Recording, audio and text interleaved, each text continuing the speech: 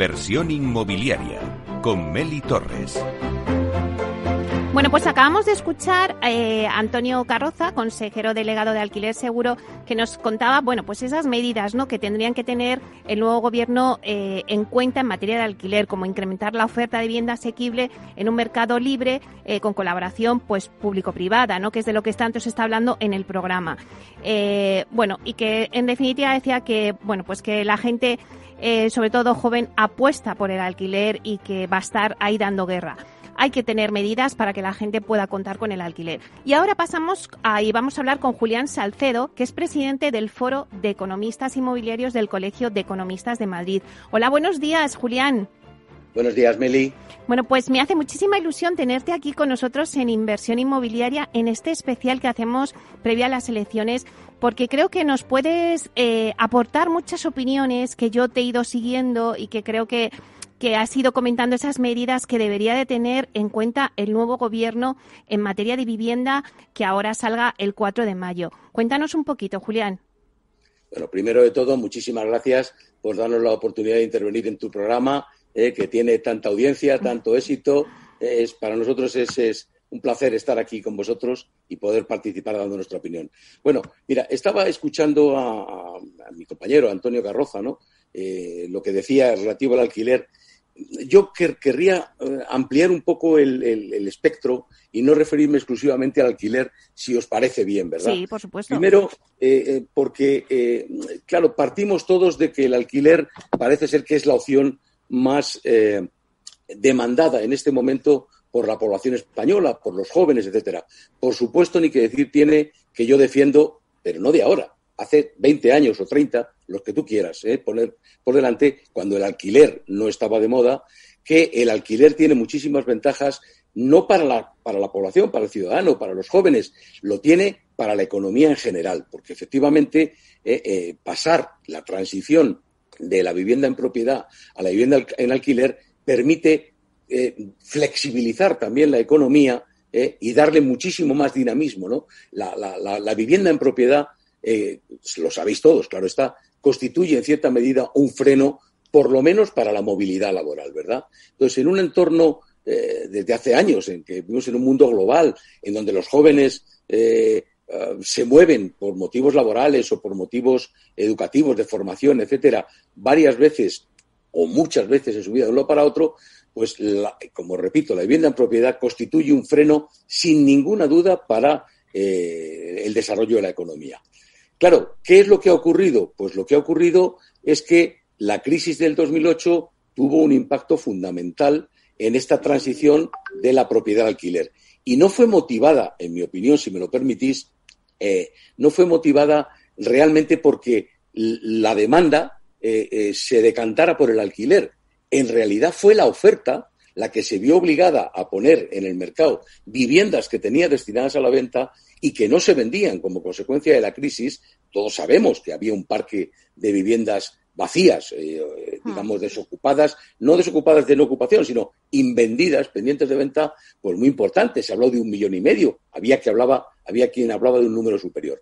Entonces, forzados por la necesidad, la oferta se vio en la obligación de sacar al mercado esas viviendas que no podía vender al alquiler.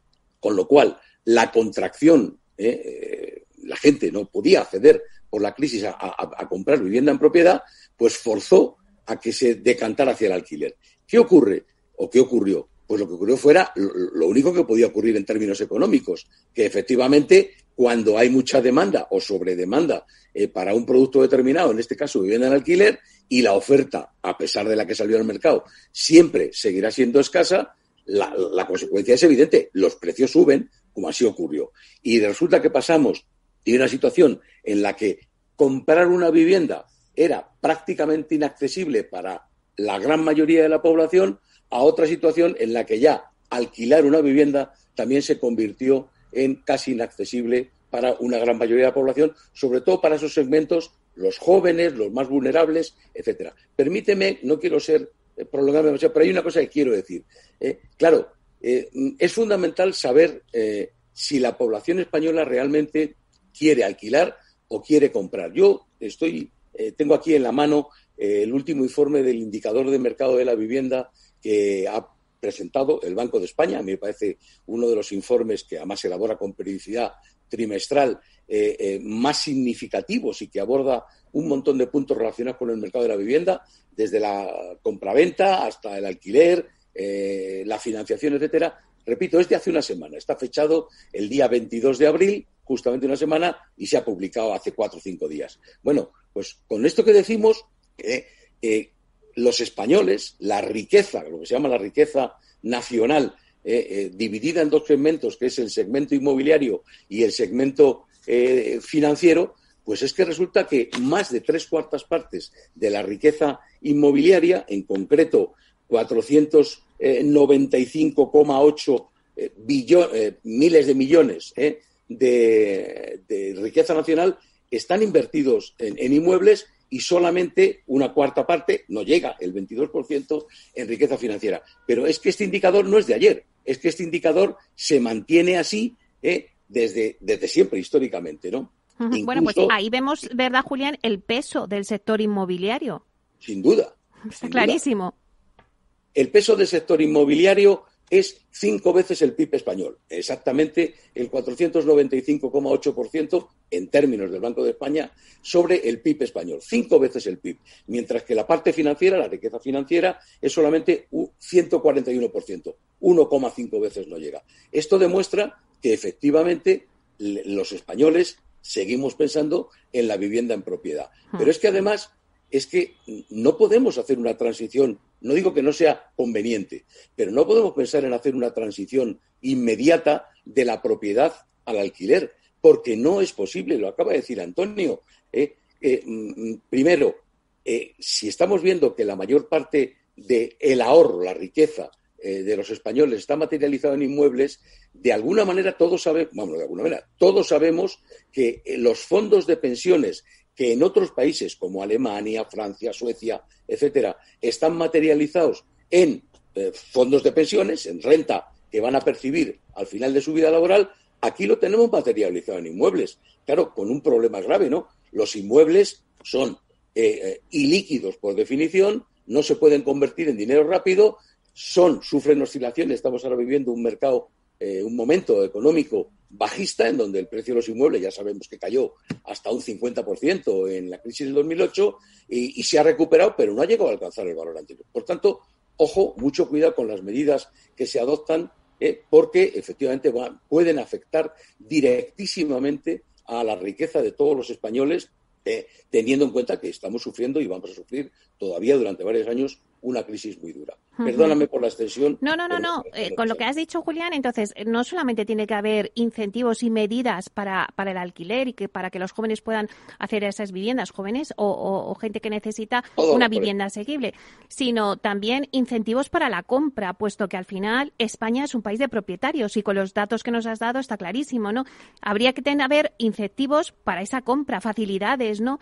Pues como por ejemplo se me viene a la cabeza ahora mismo el Santander, ¿no?, que acaba de lanzar esas hipotecas al 95%, o sea, incentivos también para la compra, ¿no?, que es la riqueza ahora mismo que tenemos mayoritariamente en nuestro país.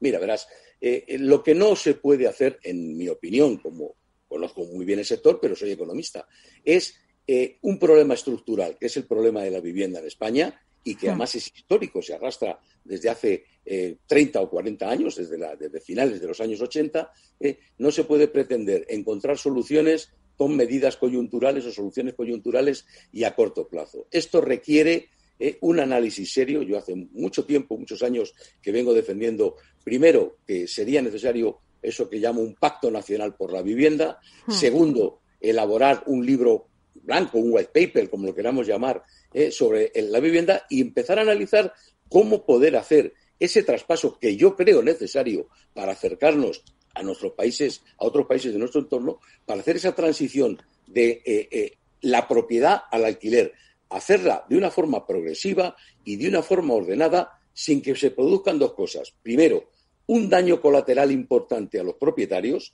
Segundo, un daño significativo a los que están en busca de vivienda, ya sea en propiedad o en alquiler. Y tercero, sin provocar distorsiones al mercado. Te quiero comentar acerca de lo que tú dices de los incentivos. Incentivos sí, pero también hay que pensarlos muy mucho, ¿Por qué? Porque muchas veces los incentivos son perversos, sobre todo cuando hablamos en términos económicos, claro. Cuando hablamos en temas de subvenciones, desgravaciones, bonificaciones fiscales, por ejemplo, deducciones en el IRPF. Ya las tuvimos en los años 90 y finales de los 90, había una desgravación, si no recuerdo mal, del 15% por adquisición de vivienda habitual y hasta un 10% en viviendas secundarias. Bueno, eso al final, ¿qué ocurre? Pues todos sabemos, los economistas al menos, sabemos que esas bonificaciones se terminan trasladando al precio, no se terminan, es decir, realmente no permiten, no aseguran la disminución del precio, sino que lo que hacen es que tarde o temprano se incorporan de alguna manera al margen del promotor, o al menos se reparte entre el margen del promotor y el beneficio que obtiene el consumidor, el comprador, lo que fuera, ¿no? Insisto, una transición, pero no quiero, sé que nos quedan 2 minutos según me han dicho, ¿verdad? No quiero despedirme sin lanzar algún mensaje y que no parezca que lo que he dicho es negativo, es todo lo contrario, lo que estoy es alentando a encontrar no una solución, sino múltiples soluciones. El problema de la vivienda no es uno, el problema de la vivienda es múltiple. No es lo mismo en propiedad que en alquiler, no es lo mismo vivienda social o asequible, como hablaba ahora Antonio Carroza, de la vivienda libre. Y hay que afrontarlo con estrategias y con políticas diferenciadas. A corto plazo, que decían, ¿es muy difícil mover el mercado? Sí, es muy difícil, pero a corto plazo y con una crisis brutal como la que tenemos encima y con la que vamos a tardar España varios años en salir, desde luego que nadie piense, lo siento ser negativo, en lo que va a tener lugar en 2022 o en 2023, tardaremos más de un quinquenio en salir adelante y recuperar los niveles precrisis y ojalá me equivoque, hay que encontrar soluciones y lo que no cabe ninguna duda es que el sector inmobiliario, el sector de la construcción son tractores, como dice el Gobierno en el plan de recuperación y transformación y resiliencia, sino también, como yo decimos, son locomotoras, son incentivadores de la creación de empleo, aceleran la economía, dinamizan todo esto, crean actividades, digamos, que están conectadas con la principal de la construcción. Hay que darle un movimiento. ¿Qué se puede hacer a corto plazo? Meli, hay muchos edificios, por ejemplo, de la administración, pero también privados, como por ejemplo los hoteles, que en este momento están cerrados o con una capacidad muy baja. Pero no solamente estos edificios administrativos, oficinas, si sabemos que el teletrabajo ha llegado para quedarse y ahora mismo los niveles de ocupación es verdad que están soportados por contratos que existían a largo plazo, pero tarde o temprano decaerán. No, ese guante que ya también nos ha contado antes Leticia Pons, que ha estado con nosotros, del patrimonio de la Administración. Pues muchísimas gracias, Julián, por estar aquí con nosotros. Un placer. Muchas gracias a ti, Meli. Hasta pronto.